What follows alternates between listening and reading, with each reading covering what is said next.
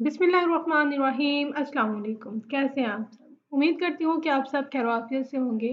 जैसे कि आप सब जानते हैं कि हमने स्टार्ट किया हुआ है ईएडी लेक्चर्स की एक प्लेलिस्ट और आज हमारा है लेक्चर नंबर 9। तो आज का हमारा टॉपिक क्या है? Distributed objects, the foundation for EJB. Distributed object is an object that is callable from a remote system. Distributed object एक ऐसा ऑब्जेक्ट है जिससे हम कहीं से भी बैठ के कॉल कर सकते हैं remote system. So it can be called from an in-process client, out-process client, or a client located elsewhere on the network. Basically distributed object क्या होते हैं? ऐसे ऑब्जेक्ट्स जो कि क्लाइंट कहीं से भी बैठ के, बेशक वो इन प्रोसेस क्लाइंट हो चाहे वो आउट प्रोसेस क्लाइंट हो या वो दुनिया के किसी भी नुक्कड़ में बैठ के उस ऑब्जेक्ट को एक्सेस कर सकता है। ऐसे ऑब्जेक्ट्स को हम क्या कहते हैं? Distributed objects. ठीक है, हम अपनी डायग्राम को देखते हैं कि ये हमारे पास एक डायग्राम है। क्लाइंट साइड से स्टब पे जा रहा है, स्टब से नेटवर्किंग पे और नेटवर्क से जा रहा है स्केलेटन पे और फिर डिस्ट्रीब्यूटेड ऑब्जेक्ट्स पे। अब इसके हम एक्सप्लेनेशन को पढ़ते हैं।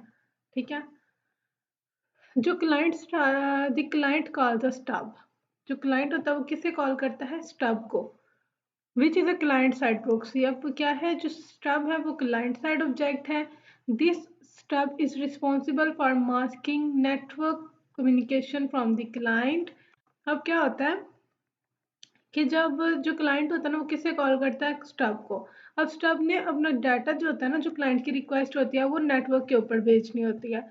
अब नेटवर्क में उसने उसकी प्रॉपर मास्किंग करनी होती है। प्रॉपर मास्किंग कैसे करेगा? दो साइड्स में अपने डाटा को डिवाइड करेगा। एक साइड पे उसका डाटा होगा जो रिक्वेस्ट क्लाइंट करेगा और दूसरी साइड पे क्या होगा? वो डेस्टिनेशन एड्रेस होगा कि उसने कहाँ पे जाना है, उसका एड्रेस होगा। ठीक है, तो ये भी काम कौन करता है? स्टब करता है, उसकी प्रॉपर मास्किंग करता है। The stub knows how to call over the network using sockets, messaging parameters as necessary into their network representation. अब वो क्या कह रहा है कि अगर हमने नेटवर्क पे जाना है तो नेटवर्क के लिए हमें पता है कि कुछ प्रॉपर मेथड्स होते हैं, कुछ पैरामीटर्स होते हैं, कुछ रूल्स होते हैं जिसे हमें फॉलो करना पड़ता है। तो उन रूल्स को कौन फॉलो करता है? स्टब। ठीक हो गया। ठीक है, सॉकेट बेसिकली क्या है? Is an and point of communication between two devices. दो डिवाइसेस के दरमियान जब कम्युनिकेशन होगी तो वो सॉकेट के थ्रू होगी। सॉकेट ए है, ये सॉकेट बी है।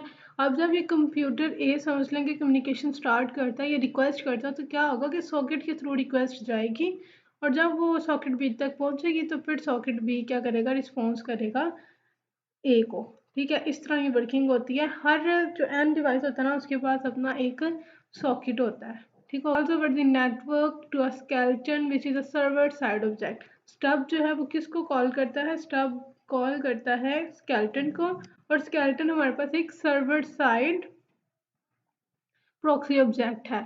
जो स्केलेटन होता है वो मास्क करता है network communication from the distributed object. अब क्योंकि जब यहाँ से डाटा आया था तो वो दो पार्ट्स में डिवाइड था, एक उसका डेस्टिनेशन एड्रेस था और एक वो रिक्वेस्ट थी। अभी स्केलेटन क्या करेगा? उसकी प्रॉपर कम्युनिकेशन, प्रॉपर उसकी मास्किंग करेगा। अब क्या करेगा कि जो उसका डेस्टिनेशन एड्रेस वगैरह होगा वो रिमूव कर देगा और जो ओरिजिनल डाटा होगा वो आगे मूव करेगा। ठीक है, the skeleton mask network communication from the distributed object. The skeleton understands how to receive a call on a socket.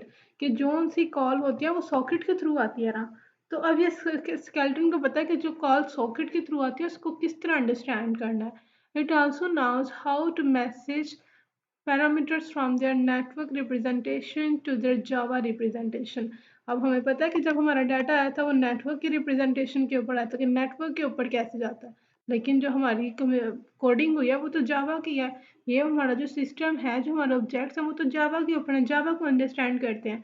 अब इस स्केलेटन क्या करेगा? जो नेटवर्क की रिप्रेजेंटेशन थी उसे कन्वर्ट करेगा जावा की रिप्रेजेंटेशन में। ठीक है, अब क्या होगा? अब क्या होता है कि जो skeleton delegates the call to the appropriate implementation object. ठीक है, अब क्या होता है कि हमारे पास क्योंकि यहाँ पे बहुत ज़्यादा ऑब्जेक्ट्स पड़े होते हैं तो वो स्केलेटन ने क्लाइंट ने किसी एक के लिए रिक्वेस्ट की होगी ना, किसी एक या दो के लिए रिक्वेस्ट की होगी। ऐसा तो नहीं उसने सारे के सारे ऑब्जेक्ट्स ही कॉल करवा लिए हैं। अब क्या करेगा स्केलेटन के देखेगा क्लाइंट की रिक्वेस्ट को देखेगा कि उसने कौन सी चीज़ को रिक्वायर किया, वो कौन सी चीज़ मांग रहा है। जो वो चीज़ को देख के उस ऑब्जेक्ट को देख के फिर ये जो स्केलेटन है ना, जो अप्रोप्रिएट ऑब्जेक्ट होगा, जो उसकी रिक्वायरमेंट्स को पूरा कर रहा होगा, उसके पास जो है ना रिक्वेस्ट भेज देगा क्लाइंट की। ठीक है, the object does it work and then returns control to the skeleton. जब ऑब्जेक्ट जो है अपना काम कर लेता है, फिर क्या होता है कि जो कंट्रोल होता है वो दोबारा स्केलेटन के पास हो जाता है, और फिर दोबारा return stub and which returns control to the client. कि जब डिस्ट्रीब्यूटेड ऑब्जेक्ट काम कर लेता है, फिर स्केलेटन के पास आता है, स्केलेटन से स्टब के पास जाता है, और स्टब से जाता है क्लाइंट के पास। अब यहाँ भी कुछ और डिस्कस कर लेते हैं। A key point here is that object implement the same interface called remote interface। और वो क्या नोटिस करने वाली बात है वो ये है कि जो क्लाइंट साइड है और जो स्केलेटन है, वो दोनों किसके ऊपर काम कर रही है, रिमोट इंटरफेस के ऊपर। ये रिमोट इंटरफेस अब ये समझ लें कि जो हम दूर से बैठ के कहीं से भी बैठ के एक्सेस कर सकते हैं। अभी आप इसको इतना ही अंडरस्टैंड करने के आगे एक कंप्लीट टॉपिक है, फिर हम इसे डिटेल में वहाँ पे जाके स्टडी करेंगे। ठीक है, बस अब ये याद करें कि जो क्लाइंट है और जो हमारे पास ऑब्जेक्ट है वो सेम इंटरफेस के ऊपर काम करते हैं, इम्प्लीमेंट करते हैं। This calls a method on this tab think he is calling the distributed object directly. अब वो क्या कह रहे हैं कि जो क्लाइंट है ना, वो जब कॉल करते हैं ना स्टब को, तो उसे ये लगता है कि उसने डायरेक्टली डिस्ट्रीब्यूटेड के साथ कॉन्टेक्ट कर लिया। लेकिन इन रियलिटी में क्या होता है, the client is calling an empty stub. ये जो क्लाइंट जिस टब को कॉल कर रहा होता है ना, वो बिल्कुल एम्प्टी होता है, खाली होता है। और वो that now how to go over the network. Stub सिर्फ इतना जानता है कि उसने नेटवर्क के ऊपर कैसे जाना है। ठीक है, तो this is called distribution transparency. ये डिस्ट्रीब्यूशन ट्रांसपेरेंसी हमारा नेक्स्ट टॉपिक है, डिस्कस कर लेते हैं। In fact, the distributed object is an abstraction that is created by the cooperation between the stub, skeleton and implementation object. अब abstraction हमारे पास क्या होती है, hiding unnecessary details from the user। कि जो हमारे पास जो necessary चीज़ें होती हैं ना, हम सिर्फ वही क्लाइंट को दिखाते हैं, जो unnecessary डिटेल होती है वो हम हाइड कर लेते हैं। ठीक है, no single entity in this scenario is the distributed object. अब वो कह रहे हैं कि जो हमने एंटिटीज पढ़ी हैं, स्टब हो गया, स्केलेटन हो गया, इनमें से कोई भी चीज़ है वो डिस्ट्रीब्यूटेड ऑब्जेक्ट नहीं है। तो फिर डिस्ट्रीब्यूटेड ऑब्जेक्ट हम कहाँ से अचीव करें? You can achieve distributed object using many technologies including CORBA, डीकॉप एंड जावा RMI IIOP। इन टेक्नोलॉजीज को यूज करके हम डिस्ट्रीब्यूटेड ऑब्जेक्ट्स को अचीव कर सकते हैं। ठीक है जी, ओके, अब बात करते हैं डिस्ट्रीब्यूशन ट्रांसपेरेंसी की। ट्रांसपेरेंसी बेसिकली क्या है?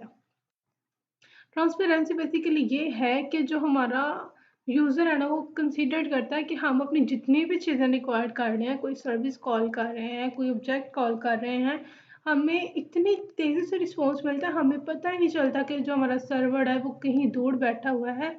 ये हमारे जितने भी ऑब्जेक्ट्स हैं ना, जितने भी हमारे काम हो रहे हैं, ये इंटीग्रेशन ऑफ स्मॉल कंपोनेंट्स है कि एक काम ये कर रहे हैं, दूसरा काम ये, तीसरा ये, चौथा ये।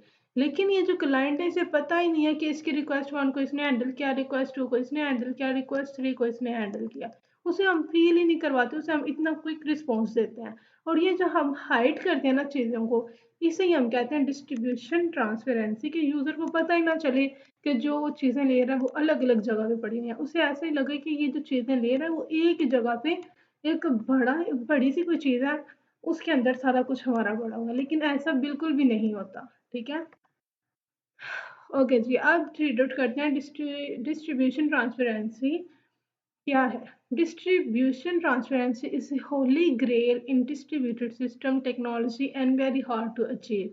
मतलब ये जो डिस्ट्रीब्यूशन ट्रांसपेरेंसी है, ये एक ख्वाब है, ये एक एम्बिशन है, ये एक एम है डिस्ट्रीब्यूटेड सिस्टम में, जो हम अचीव करना चाहते हैं, लेकिन इसको अचीव करना बहुत ज़्यादा मुश्किल है। Perfect distribution transparency would mean that the client never sees any difference between a local and remote interaction। वो कहते हैं कि जो परफेक्ट डिस्ट्रीब्यूशन ट्रांसपेरेंसी है वो क्या है, कि क्लाइंट अगर कॉल करता है, चाहे वो लोकल करे चाहे वो रिमोट करे, उसे फील ही नहीं होना चाहिए कि उसने लोकली किया। अगर वो लोकल करता है उन्हें जल्दी रिस्पॉन्स मिल जाए, अगर वो रिमोट करता है उसे लेट रिस्पॉन्स मिले, तो फिर वो उसे फील हो जाएगा कि ये कुछ गड़बड़ है। लेकिन डिस्ट्रीब्यूशन ट्रांसपेरेंसी क्या है कि चाहे वो लोकल कॉल करे चाहे वो रिमोट कॉल करे, उसे क्विक रिस्पॉन्स मिलना चाहिए। ठीक है, ये परफेक्ट डिस्ट्रीब्यूशन ट्रांसपेरेंसी है। In the presence of the more complex failures, modes of remote operations और network latency, this is not possible. Complex failures mode कौन से हो सकते हैं कि हमारा सिस्टम फेलियर हो सकता है, मेथड फेलियर हो सकता है, जो हम कम्युनिकेशन है उसका कम्युनिकेशन मीडिया फेलियर हो सकता है, मतलब बहुत ज़्यादा फेलियर्स आते हैं। ये तो हम कर ही नहीं सकते कि हमारा कोई भी काम फेलियर के बगैर चले।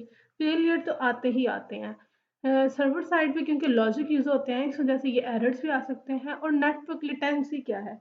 Delays in communication over the network, कि हमारी कम्युनिकेशन में डिले भी तो आ सकता है ना। इन सब हालात की वजह से दिस इज़ नॉट पॉसिबल। ऐसा नहीं हो सकता कि जितनी जल्दी हम लोकल देते हैं रिस्पॉन्स, उतनी जल्दी हम रिमोट का भी एक रिस्पॉन्स दें, ये मुमकिन नहीं है।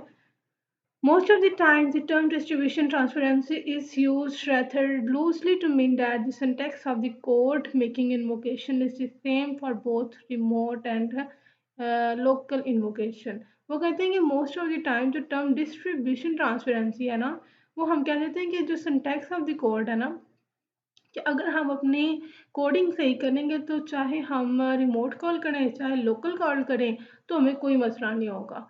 Even this is not always the case. ये हमेशा कभी कभी ये बात हो सकती है, लेकिन हमेशा इस केस को हम टिक नहीं करेंगे। When you consider the different exceptions found in a remote interface, हमें different types के errors आते हैं, तो फिर उनको handle करने के लिए हमें different type की exception handling करनी पड़ती है।